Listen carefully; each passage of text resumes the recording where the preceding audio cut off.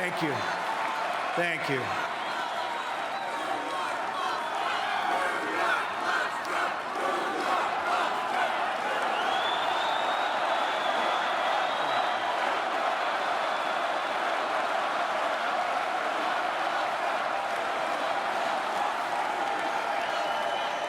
Thank you. Thank you very much. Friends, delegates, and fellow Americans, I humbly and gratefully accept your nomination for the presidency of the United States.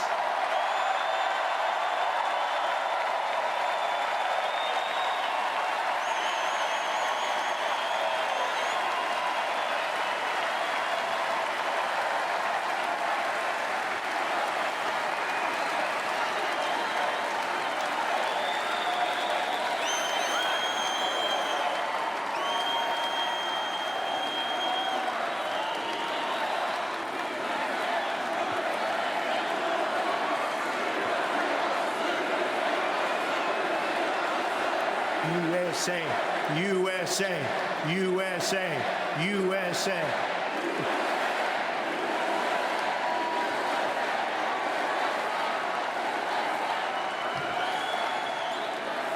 Who would have believed that when we started this journey on June 16th last year, we, and I say we, because we are a team, would have received almost 14 million votes, the most in the history of the Republican Party, and that the Republican Party would get 60% more votes than it received 8 years ago. Who would have believed this?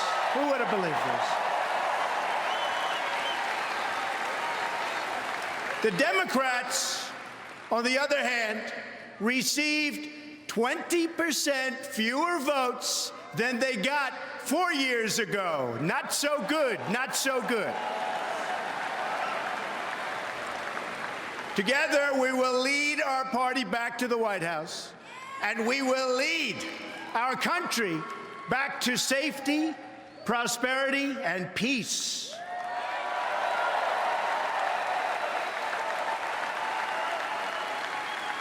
We will be a country of generosity and warmth, but we will also be a country of law and order.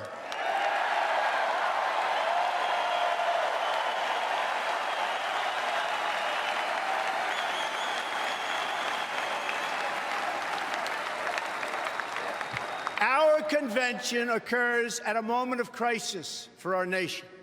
The attacks on our police and the terrorism of our cities threaten our very way of life. Any politician who does not grasp this danger is not fit to lead our country.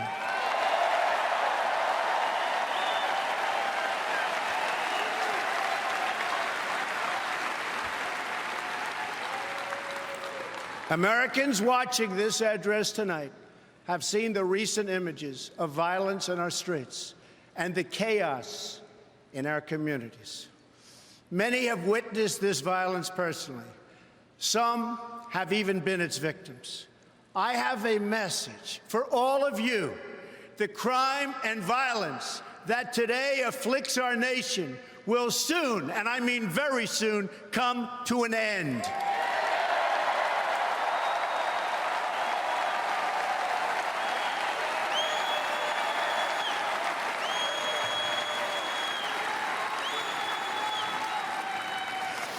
Beginning on January 20th of 2017, safety will be restored. The most basic duty of government is to defend the lives of its own citizens. Any government that fails to do so is a government unworthy to lead. It is finally time for a straightforward assessment of the state of our nation. I will present the facts plainly and honestly.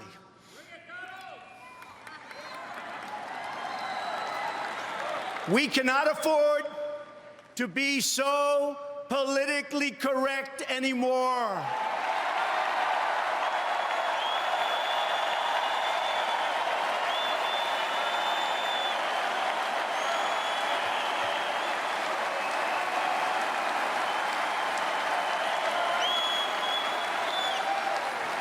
So if you want to hear the corporate spin, the carefully crafted lies, and the media myths, the Democrats are holding their convention next week. Go there.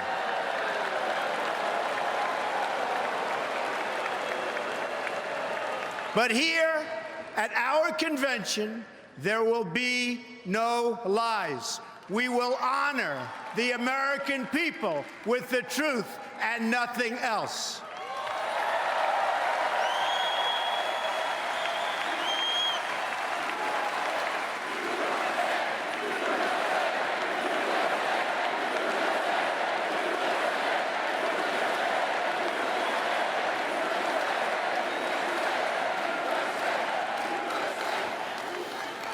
These are the facts. Decades of progress made in bringing down crime are now being reversed by this administration's rollback of criminal enforcement. Homicides last year increased by 17% in America's 50 largest cities. That's the largest increase in 25 years. In our nation's capitals, killings have risen by 50%. They're up nearly 60% in nearby Baltimore. In the president's hometown of Chicago, more than 2,000 people have been the victim of shootings this year alone, and almost 4,000 have been killed in the Chicago area since he took office. The number of police officers killed in the line of duty has risen by almost 50% compared to this point last year. Nearly 180,000 illegal immigrants with criminal records ordered deported from our country are tonight roaming free to threaten peaceful citizens. The number of new illegal immigrant families who have crossed the border so far this year already exceeds the entire total from 2015. They are being released by the tens of thousands into our communities with no regard for the impact on public safety or resources.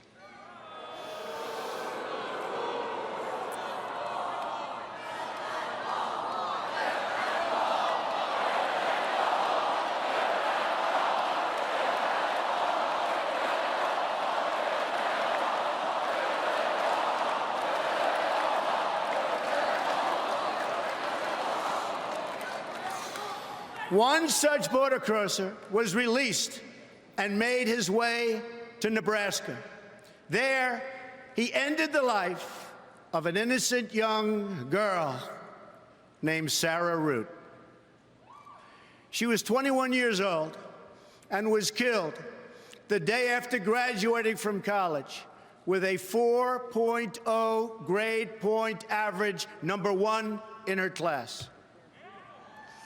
Her killer was then released a second time, and he is now a fugitive from the law.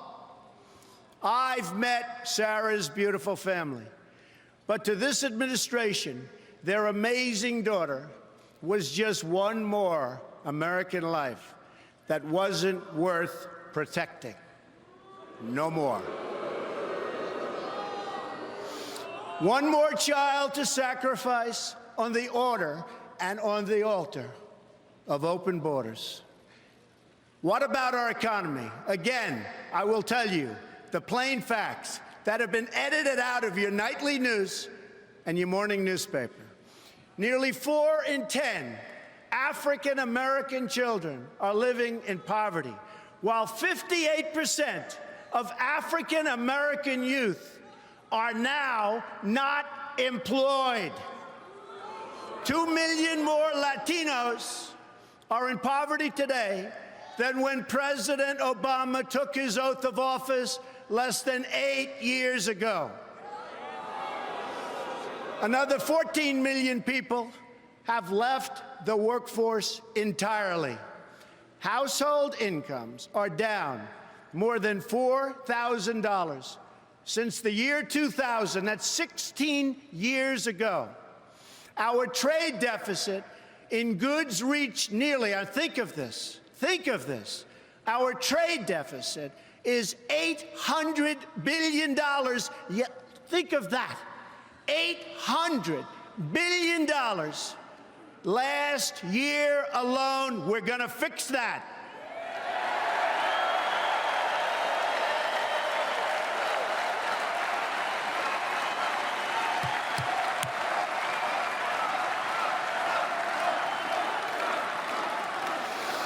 The budget is no better. President Obama has almost doubled our national debt to more than $19 trillion and growing. And yet, what do we have to show for it? Our roads and bridges are falling apart. Our airports are third world condition.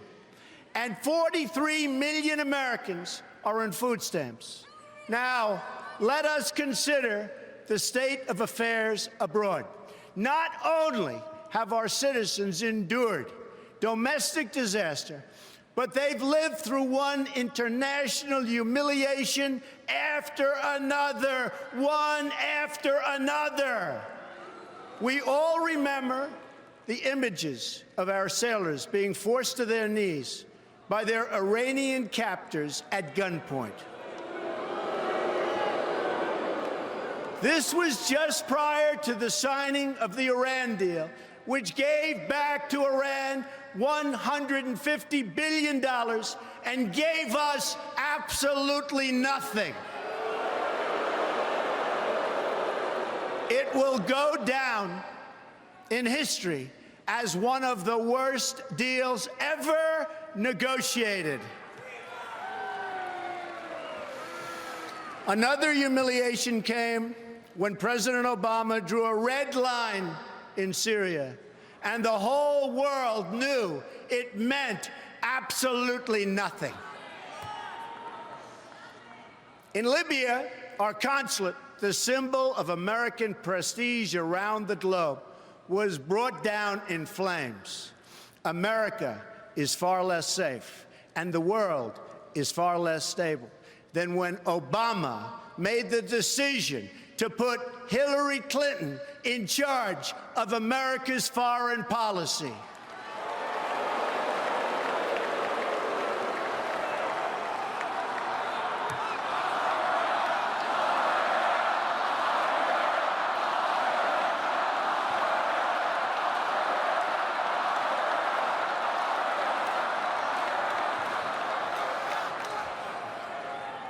Let's defeat her in November.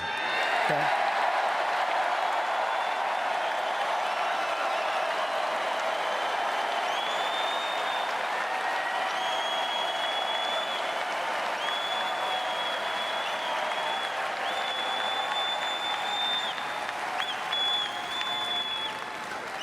I am certain that it was a decision that President Obama truly regrets. Her bad instincts and her bad judgment, something pointed out by Bernie Sanders, are what caused so many of the disasters unfolding today. Let's review the record.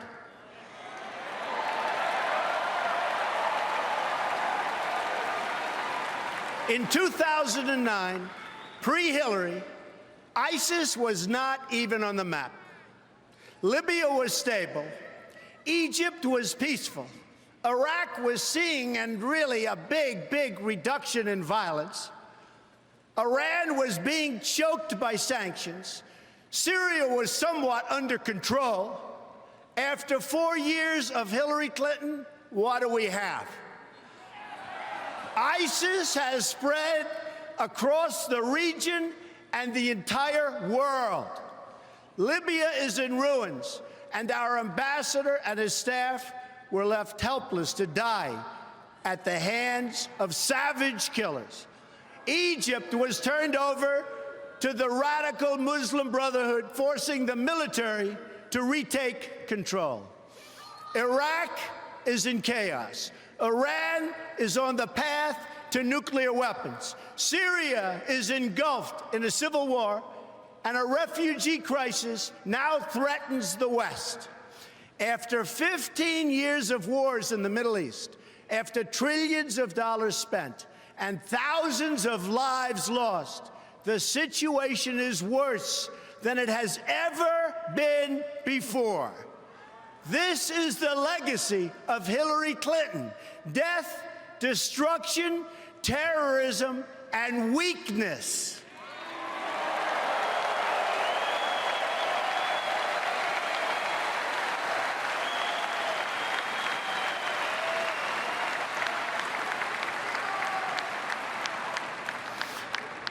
But Hillary Clinton's legacy does not have to be America's legacy. The problems we face now, poverty and violence at home, war and destruction abroad, will last only as long as we continue relying on the same politicians who created them in the first place.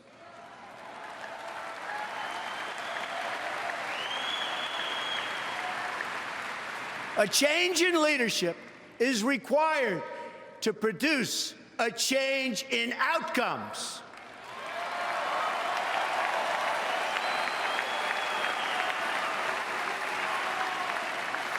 Tonight, I will share with you my plan for Action for America. The most important difference between our plan and that of our opponent is that our plan will put America first.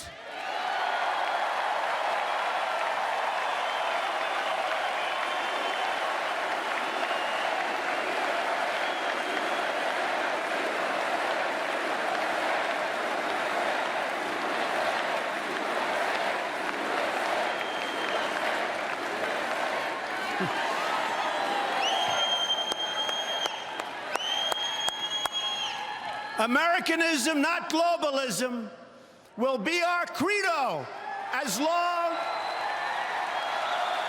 as we are led by politicians who will not put America first. Then we can be assured that other nations will not treat America with respect, the respect that we deserve.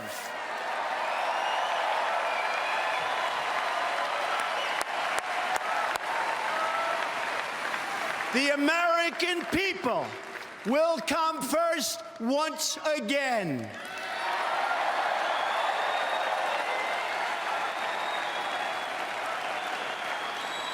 My plan will begin with safety at home, which means safe neighborhoods, secure borders, and protection from terrorism.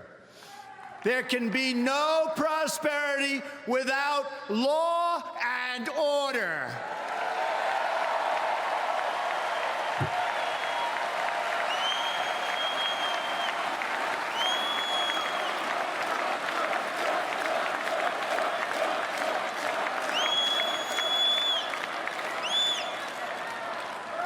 On the economy, I will outline reforms to add millions of new jobs and trillions in new wealth that can be used to rebuild America.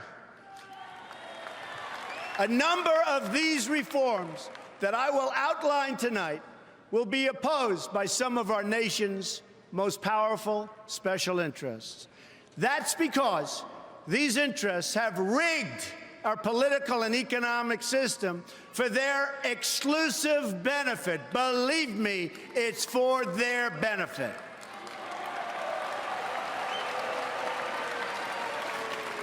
Big business, elite media, and major donors are lining up behind the campaign of my opponent because they know she will keep our rigged system in place.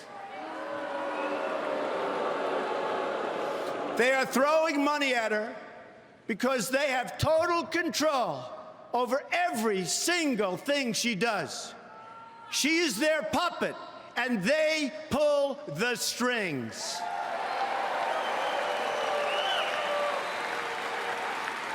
That is why Hillary Clinton's message is that things will never change, never ever. My message is that things have to change, and they have to change right now.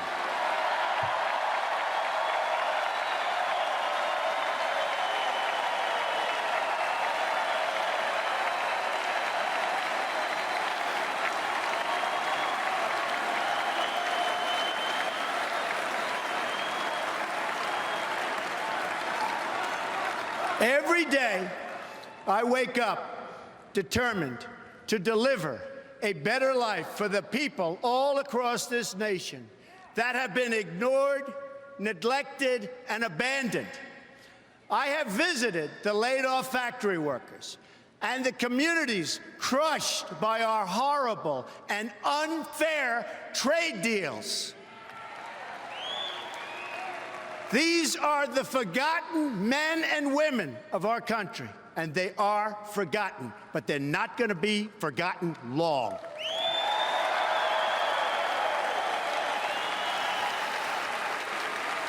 These are people who work hard, but no longer have a voice.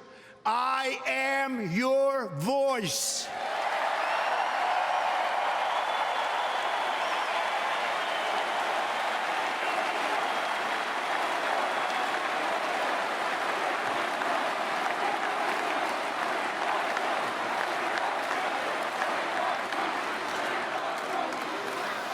I have embraced crying mothers who have lost their children because our politicians put their personal agendas before the national good. I have no patience for injustice.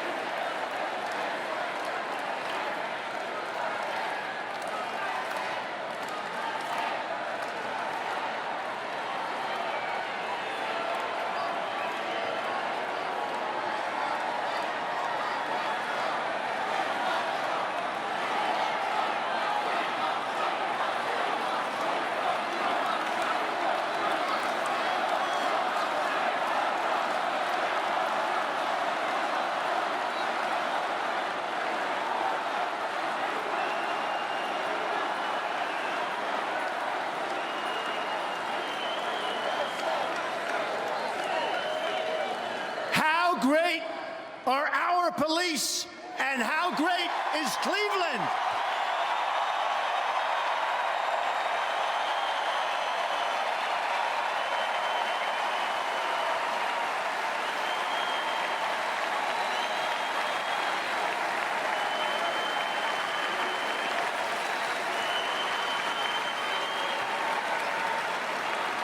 Thank you.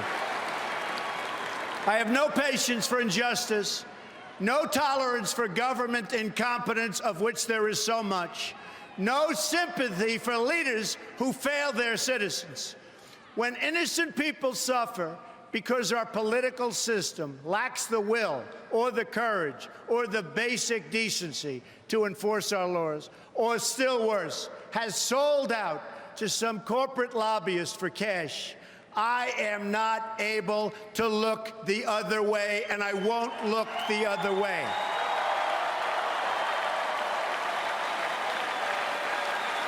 And when a Secretary of State illegally stores her emails on a private server, deletes 33,000 of them so the authorities can't see her crime, puts our country at risk, lies about it in every different form, and faces no consequence, I know that corruption has reached a level like never, ever before in our country.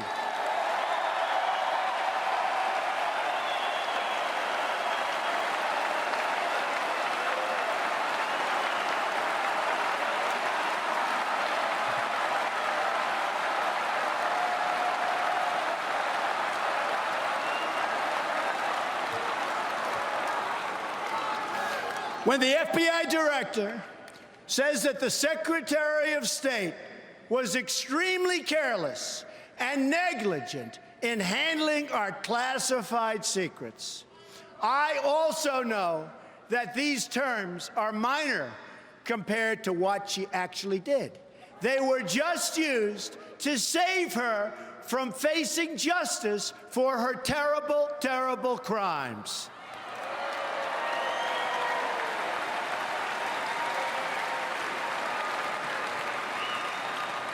In fact, her single greatest accomplishment may be committing such egregious crime and getting away with it, especially when others who have done far less have paid so dearly.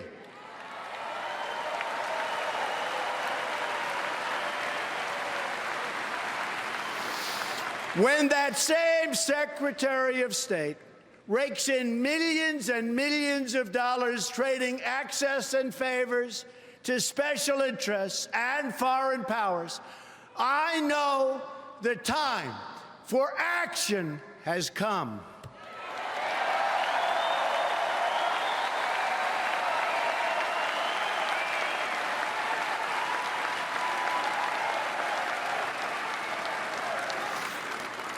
I have joined the political arena so that the powerful can no longer beat up on people who cannot defend themselves.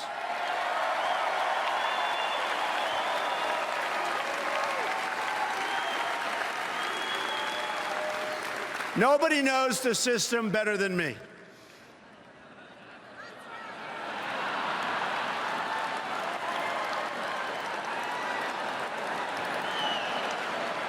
Which is why I alone can fix it.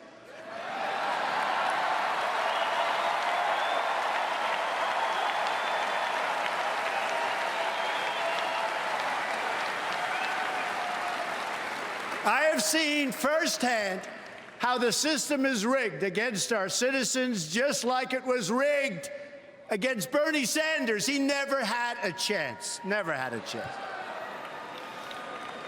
But his supporters will join our movement because we will fix his biggest single issue, trade deals that strip our country of its jobs and strip us of our wealth as a country.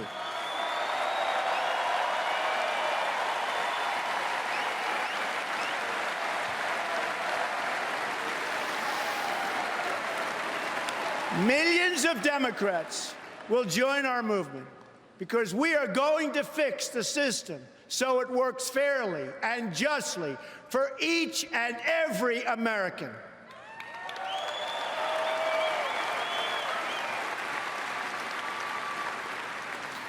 In this cause, I am proud to have at my side the next Vice President of the United States, Governor Mike Pence of Indiana.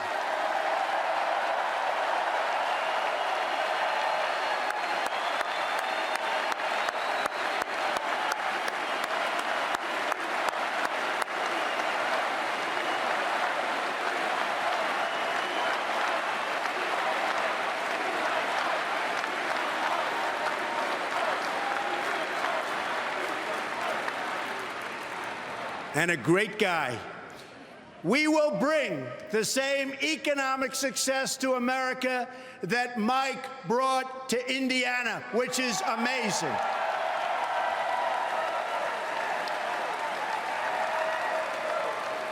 He's a man of character and accomplishment. He is the man for the job. The first task for our new administration will be to liberate our citizens from the crime and terrorism and lawlessness that threatens our communities. America was shocked to its core when our police officers in Dallas were so brutally executed. Immediately after Dallas, we've seen continued threats and violence against our law enforcement officials. Law officers have been shot or killed in recent days in Georgia, Missouri, Wisconsin, Kansas, Michigan, and Tennessee.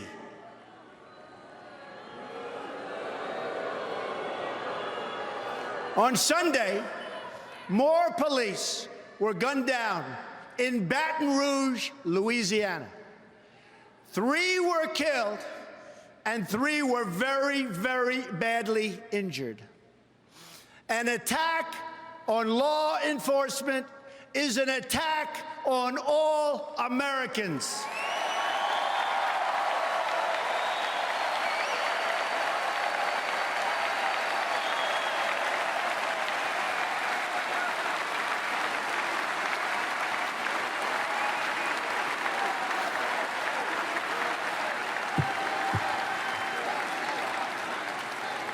I have a message to every last person threatening the peace on our streets and the safety of our police. When I take the oath of office next year, I will restore law and order to our country. Believe me, believe me. I will work with and appoint the best and brightest prosecutors and law enforcement officials to get the job properly done.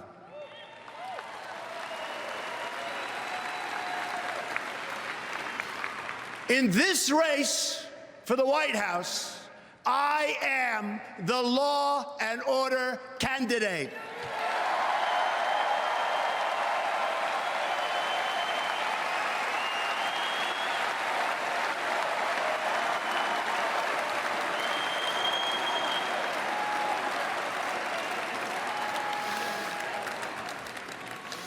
The irresponsible rhetoric of our president, who has used the pulpit of the presidency to divide us by race and color, has made America a more dangerous environment than, frankly, I have ever seen and anybody in this room has ever watched or seen. This administration has failed America's inner cities. Remember, it has failed America's inner cities. It's failed them on education. It's failed them on jobs. It's failed them in crime. It's failed them in every way and on every single level. When I am president, I will work to ensure that all of our kids are treated equally and protected equally.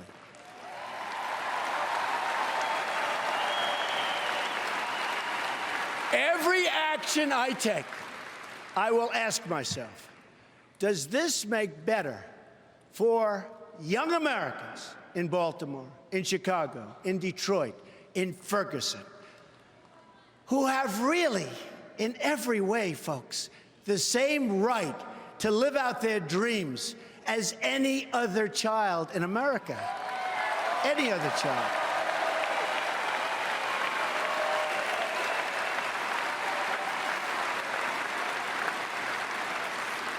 To make life safe for all of our citizens, we must also address the growing threats we face from outside the country. We are going to defeat the barbarians of ISIS, and we're going to defeat them fast.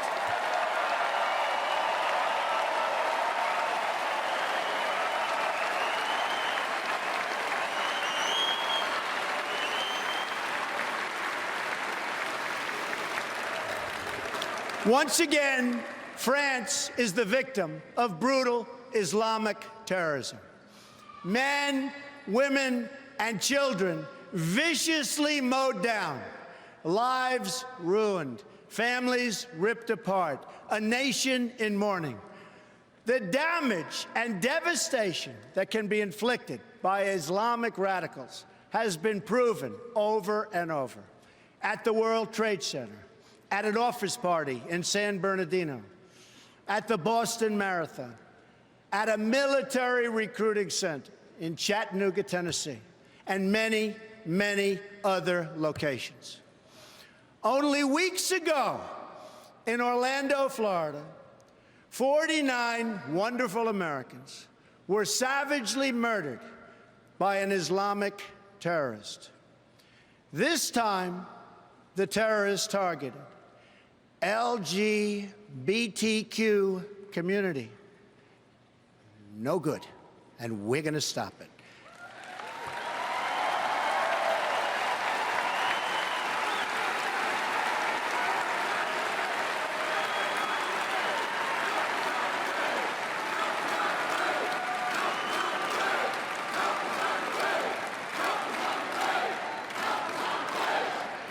As your president, I will do everything in my power to protect our LGBTQ citizens from the violence and oppression of a hateful foreign ideology. Believe me.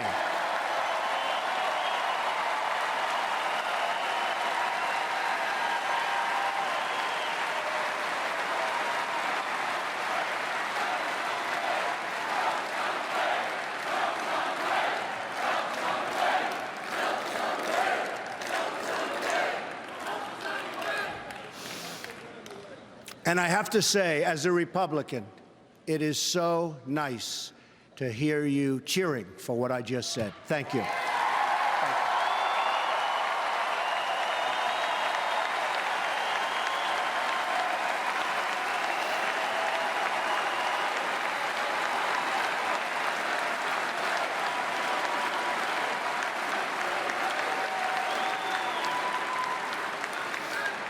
To protect us from terrorism, we need to focus on three things.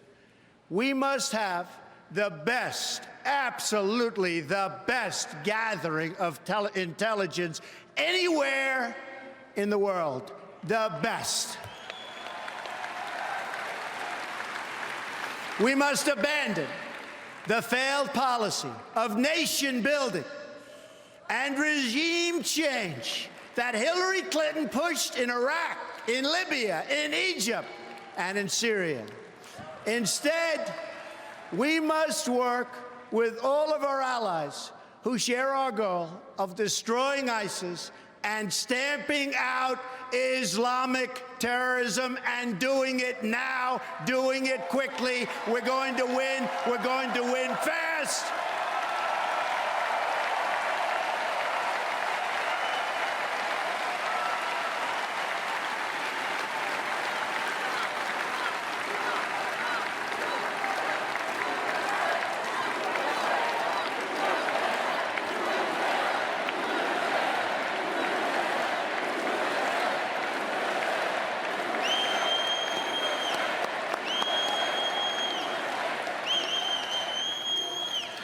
This includes working with our greatest ally in the region, the State of Israel.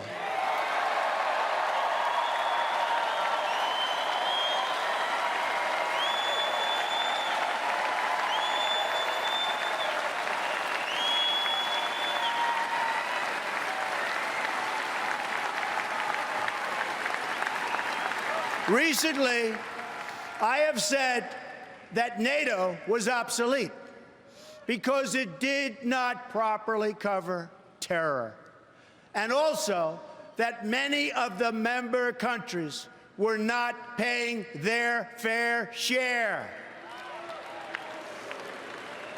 As usual, the United States has been picking up the cost. Shortly thereafter, it was announced that NATO will be setting up a new program in order to combat terrorism, a true step in the right direction.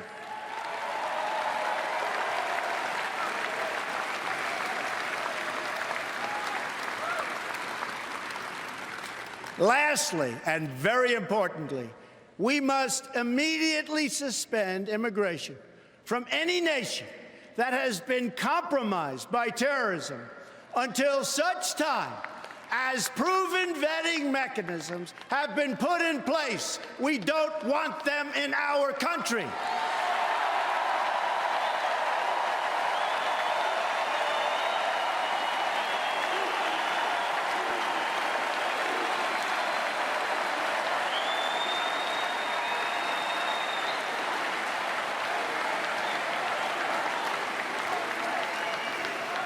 My opponent has called for a radical 550% increase in Syrian, think of this, this is not believable, but this is what's happening, a 550% increase in Syrian refugees on top of the existing massive refugee flows coming into our country already under the leadership of President Obama.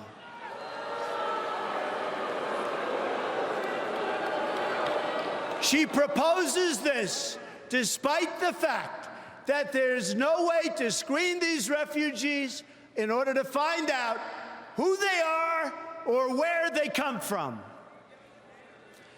I only want to admit individuals into our country who will support our values and love our people.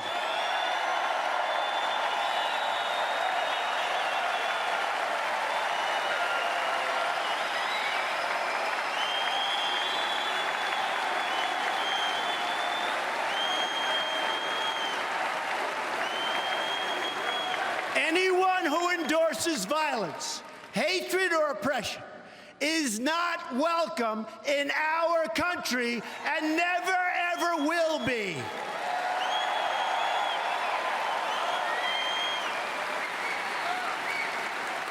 Decades of record immigration have produced lower wages and higher unemployment for our citizens, especially for African American and Latino workers. We are going to have an immigration system that works, but one that works for the American people.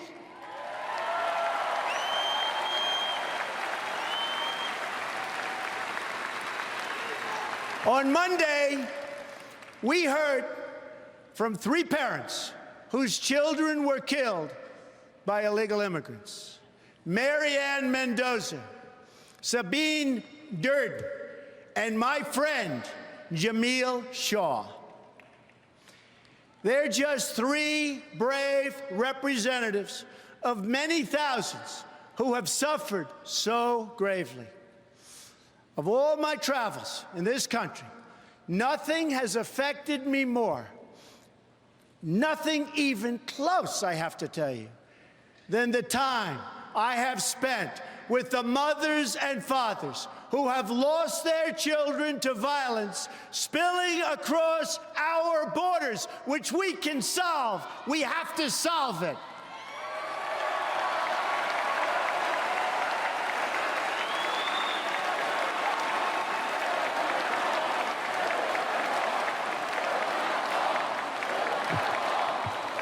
These families have no special interests to represent them. There are no demonstrators to protect them, and certainly none to protest on their behalf. My opponent will never meet with them or share in their pain, believe me. Instead, my opponent wants sanctuary cities.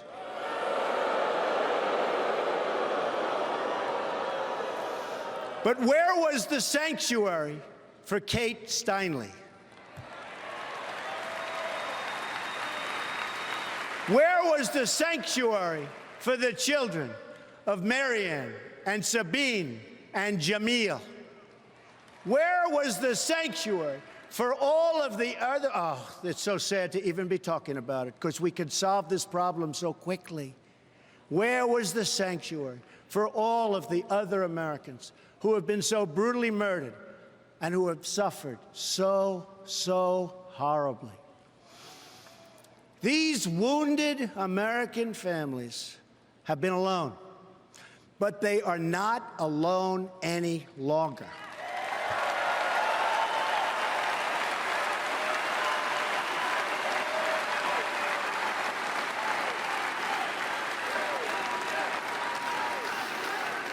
Tonight, this candidate and the whole nation stand in their corner to support them, to send them our love, and to pledge in their honor that we will save countless more families from suffering and the same awful fate.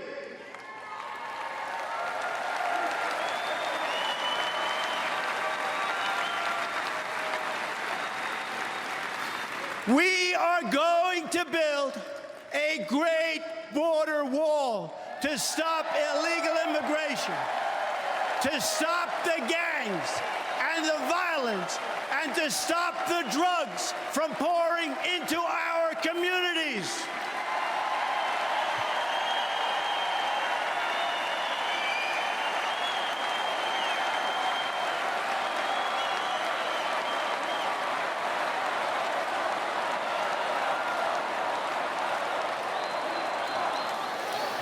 I have been honored to receive the endorsement of America's Border Patrol agents, and will work directly with them to protect the integrity of our lawful immigration system. Lawful. By ending catch and release on the border, we will end the cycle of human smuggling and violence. Illegal border crossings will go down. We will stop it. It won't be happening very much anymore, believe me.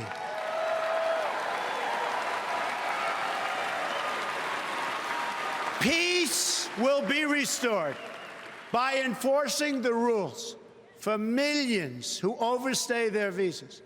Our laws will finally receive the respect that they deserve.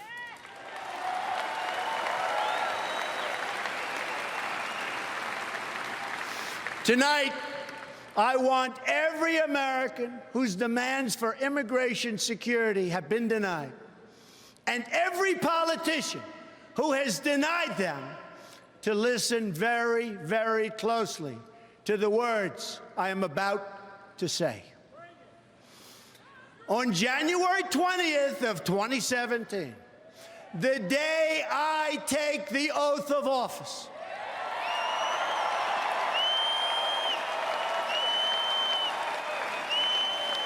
Americans will finally wake up in a country where the laws of the United States are enforced.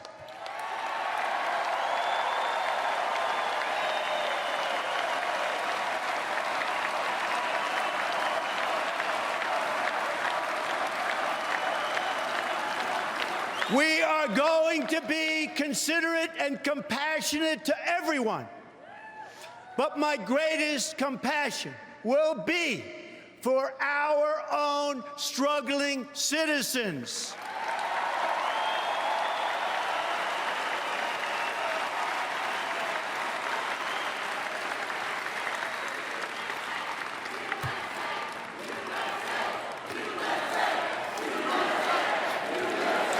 USA, USA, USA.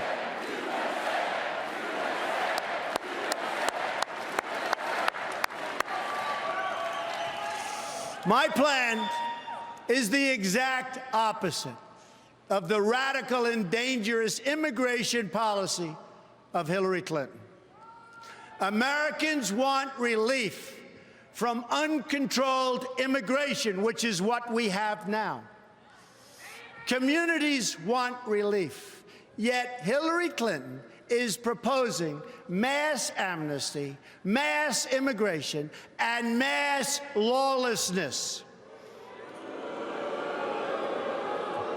Her plan will overwhelm your schools and hospitals, further reduce your jobs and wages, and make it harder for recent immigrants to escape the tremendous cycle of poverty that they're going through right now, and make it almost impossible for them to join the middle class. I have a different vision for our workers. It begins with a new fair trade policy that protects our jobs and stands up to countries that cheat, of which there are many.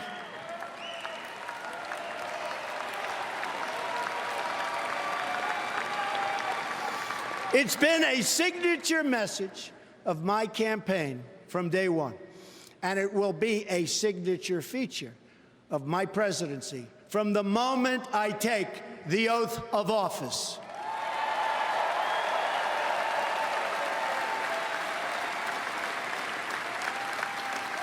I have made billions of dollars in business-making deals. Now I'm going to make our country rich again.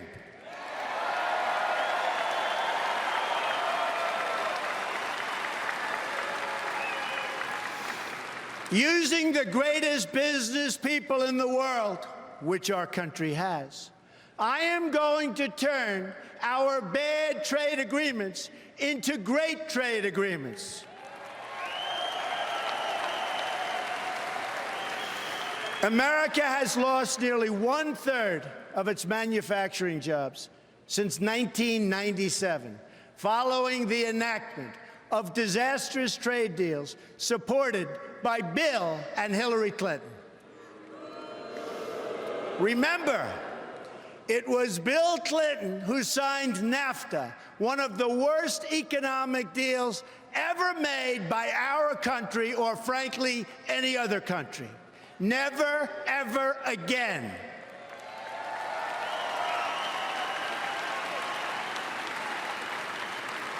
I am going to bring back our jobs to Ohio and Pennsylvania and New York and Michigan and all of America. And I am not going to let companies move to other countries, firing their employees along the way without consequence. Not going to happen anymore.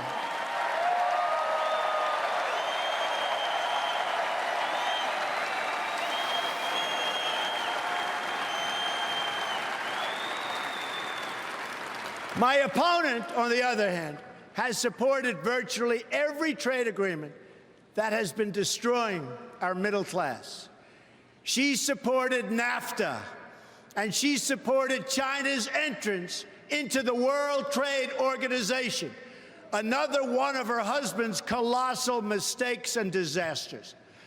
She supported the job-killing trade deal with South Korea. She supported the Trans-Pacific Partnership, which will not only destroy our manufacturing, but it will make America subject to the rulings of foreign governments, and it's not going to happen.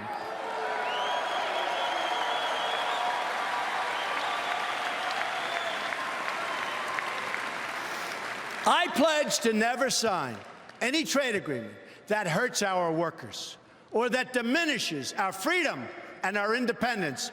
We will never, ever sign bad trade deals. America first. Again, America first.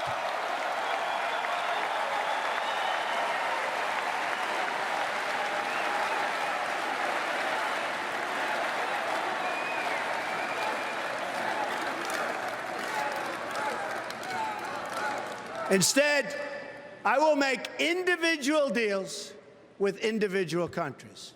No longer will we enter into these massive transactions with many countries that are thousands of pages long, and which no one from our country even reads or understands. We are going to enforce all trade violations against any country that cheats.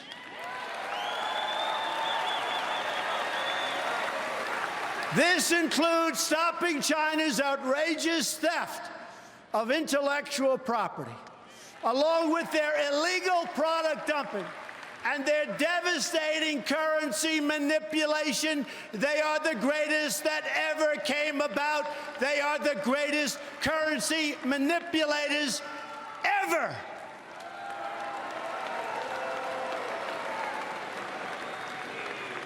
Our horrible trade agreements with China and many others will be totally renegotiated. That includes renegotiating NAFTA to get a much better deal for America, and we'll walk away if we don't get that kind of a deal.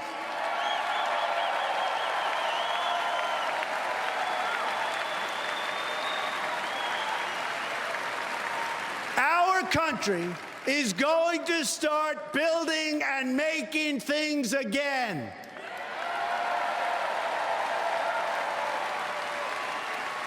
Next comes the reform of our tax laws, regulations, and energy rules.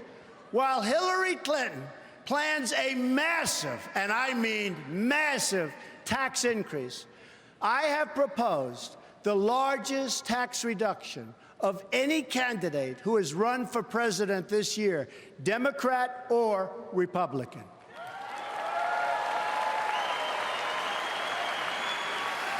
Middle-income Americans and businesses will experience profound relief, and taxes will be greatly simplified for everyone. I mean everyone. America is one of the highest taxed nations in the world. Reducing taxes will cause new companies and new jobs to come roaring back into our country. Believe me, it'll happen, and it'll happen fast.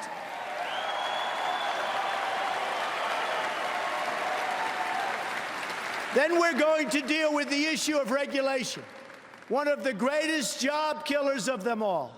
Excessive regulation is costing our country as much as $2 trillion a year, and we will end it very, very quickly.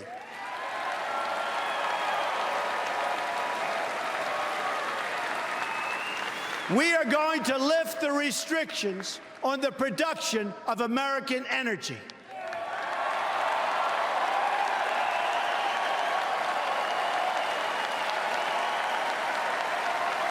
This will produce more than $20 trillion in job-creating economic activity over the next 4 decades.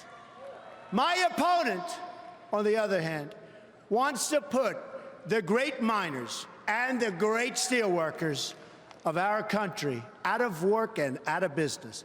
That will never happen with Donald J. Trump as president. Our steelworkers and our miners are going back to work again.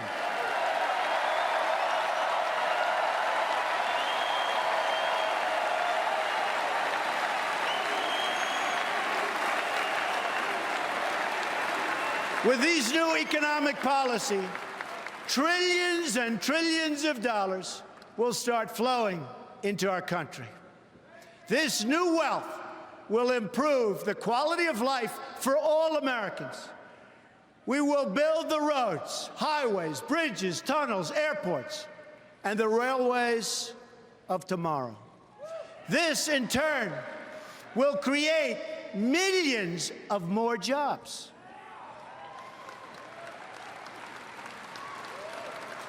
We will rescue kids from failing schools by helping their parents send them to a safe school of their choice.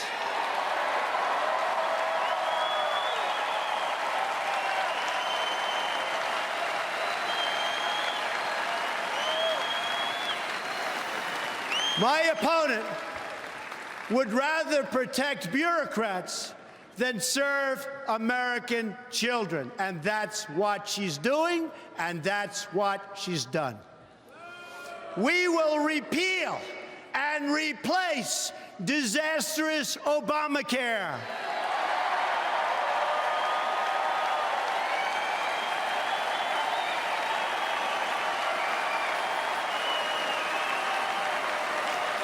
You will be able to choose your own doctor again.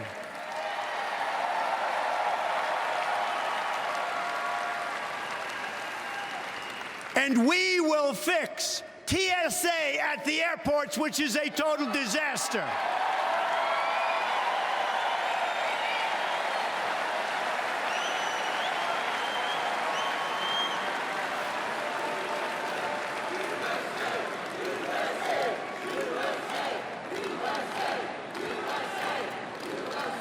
Thank you. Thank you.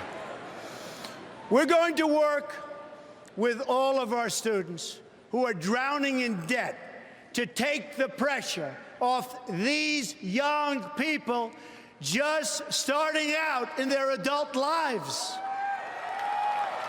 It's a tremendous problem. We will completely rebuild our depleted military.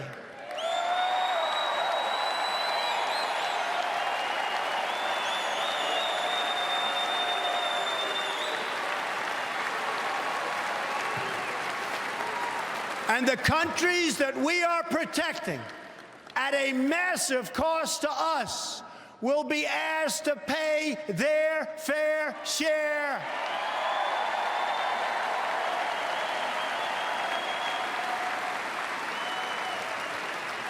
We will take care of our great veterans like they have never been taken care of before.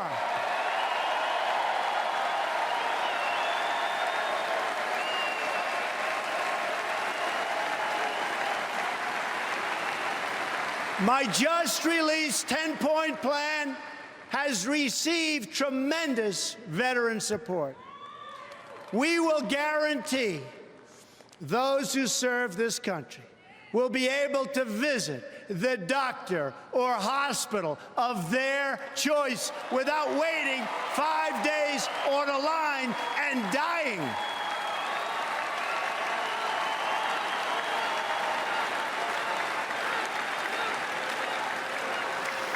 My opponent dismissed the VA scandal. One more sign of how out of touch she really is. We are going to ask every department head in government to provide a list of wasteful spending on projects that we can eliminate in my first 100 days.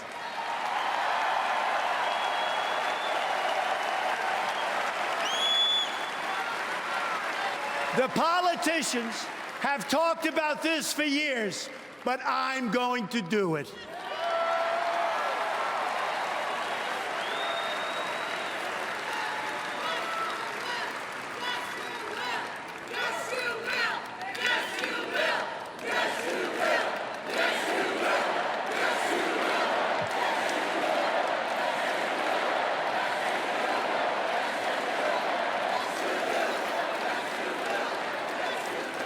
We are going to appoint justices of the United States Supreme Court who will uphold our laws and our Constitution.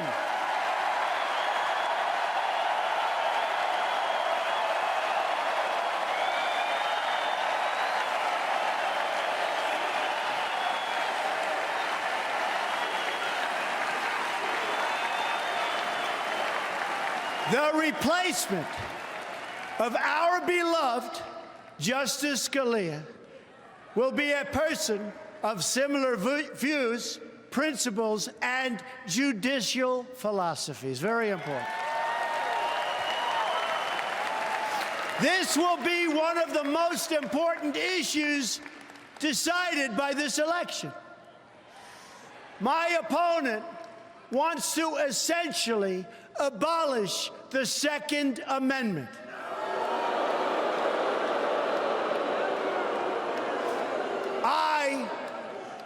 on the other hand, received the early and strong endorsement of the National Rifle Association and will protect the right of all Americans to keep their families safe.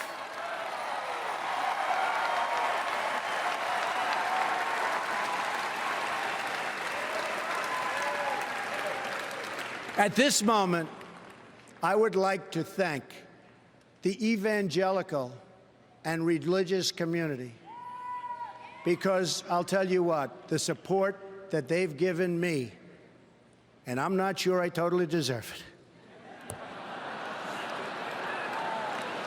has been so amazing and has had such a big reason for me being here tonight. True, so true.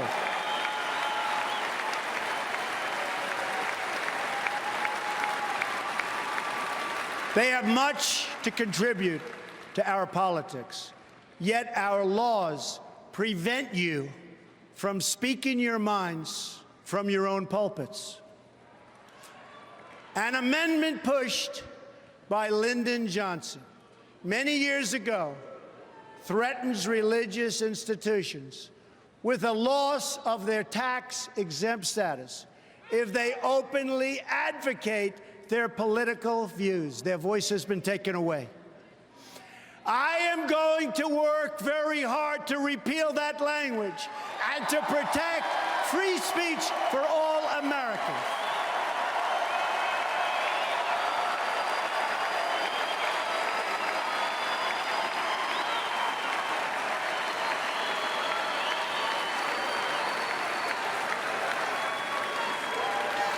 We can accomplish these great things and so much more. All we need to do is start believing in ourselves and in our country again. Start believing.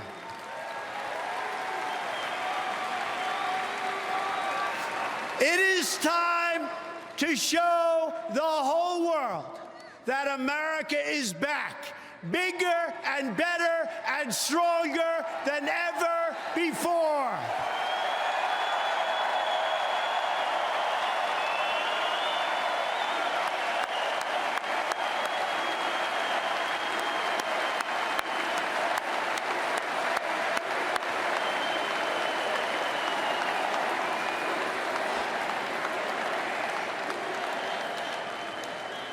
In this journey, I'm so lucky to have at my side my wife, Melania, and my wonderful children,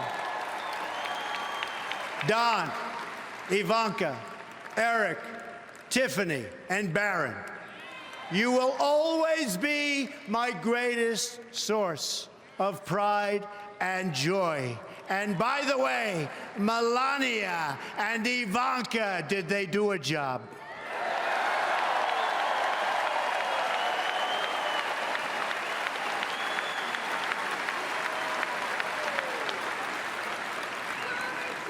My dad, Fred Trump, was the smartest and hardest working man I ever knew.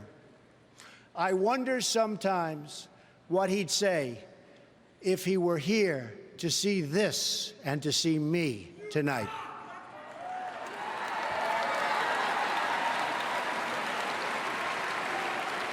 It's because of him that I learned from my youngest age to respect the dignity of work and the dignity of working people.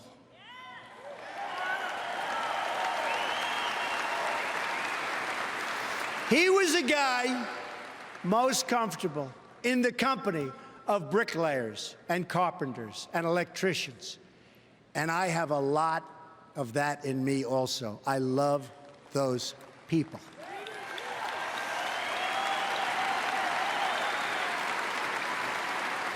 Then there's my mother, Mary. She was strong, but also warm and fair-minded. She was a truly great mother. She was also one of the most honest and charitable people that I have ever known. and a great, great judge of character. She could pick them out from anywhere. To my sisters, Mary Ann and Elizabeth, my brother, Robert, and my late brother, Fred, I will always give you my love. You are most special to me.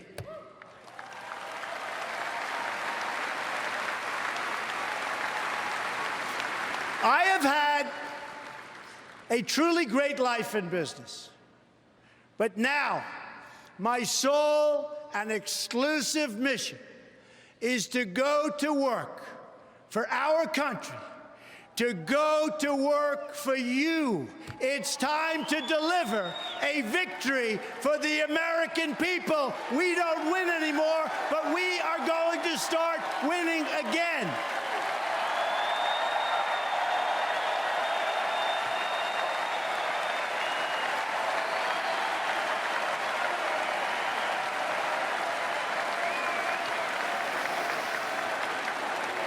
But to do that, we must break free from the petty politics of the past. America is a nation of believers, dreamers, and strivers that is being led by a group of censors, critics, and cynics. Remember, all of the people telling you you can't have the country you want are the same people that wouldn't stand. I mean, they said Trump doesn't have a chance of being here tonight. Not a chance.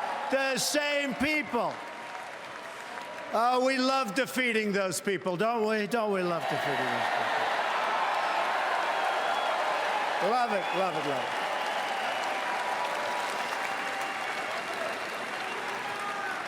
it. No longer can we rely on those same people in the media and politics who will say anything to keep our rigged system in place.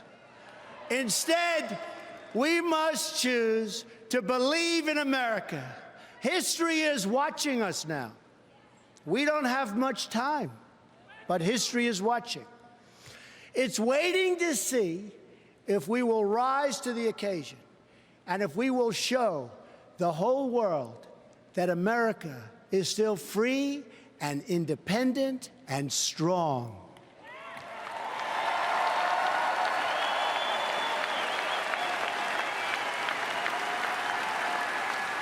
I am asking for your support tonight so that I can be your champion in the White House, and I will be your champion.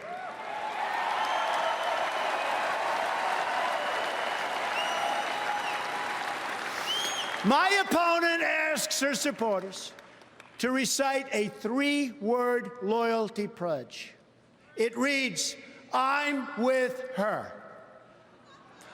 I choose to recite a different pledge. My pledge reads, "I'm with you, the American people."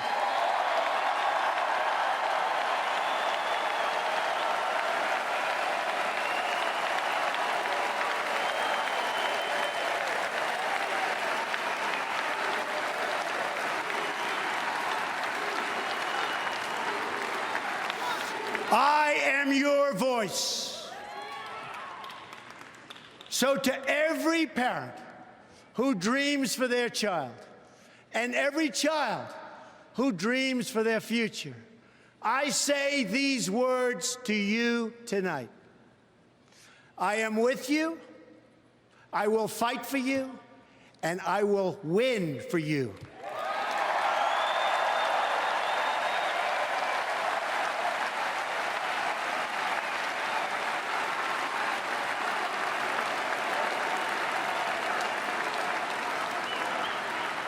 To all Americans tonight, in all of our cities and in all of our towns, I make this promise. We will make America strong again. We will make America proud again.